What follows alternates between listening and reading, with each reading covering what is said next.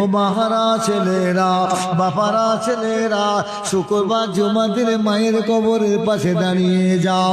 আব্বাজানের কবরের পাশে দাঁড়িয়ে আব্বাজানের কবরটা দেখো, আর মনে মনে বলো এটা আমার আব্বা হাজার, মা জননী, যার পায়ে হাত দিয়ে চুমা খেলে আল্লাহর জান্নাতে দরজায় চুমা খাওয়া হতো।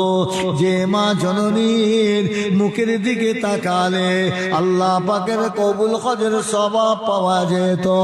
যে মা জননীর ঠোঁটের মুচকি খুশির হাসিটা আমি ছেলের জন্য জান্নাতে জায়গা হয়ে যেত।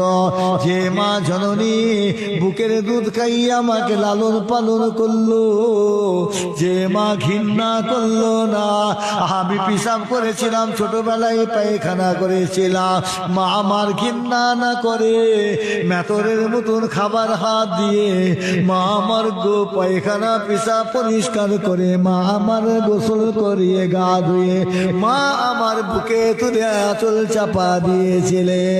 সেই মা জননী তার কবরের পাশে দাঁড়িয়ে আছে।